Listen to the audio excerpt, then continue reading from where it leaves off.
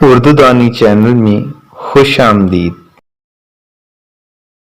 اگر آپ نے ابھی تک ہمارے چینل کو سبسکرائب نہیں کیا تو اب کر لیجئے تاکہ ہماری ہر نئی ویڈیو آپ تک پہنچ سکے۔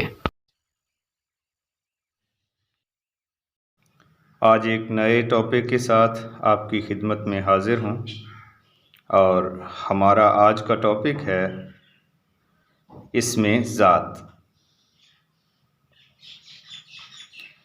آئیے اب اسم ذات کی تعریف دیکھتے ہیں۔ اسم ذات وہ اسم ہے جو کسی حقیقت یا قسم کے لحاظ سے دوسرے اسم سے بالکل جدا ہو، یعنی اس جیسا کوئی اور اسم نہ ہو، وہ اپنی ذات میں اکیلا ہو۔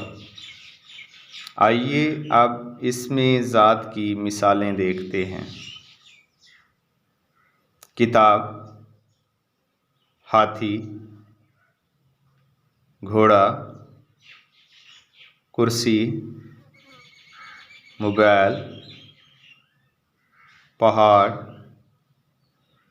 دریا، سمندر، مکان، اسکول وغیرہ۔ دیکھیں، اگر کتاب کی بات کریں تو یہ اپنی ذات میں ایک علیحدہ یا الگ جو ہے اسم ہے۔ ہاتھی کو ہم کتاب نہیں کہہ سکتے، نہ کتاب کو ہاتھی کہہ سکتے ہیں۔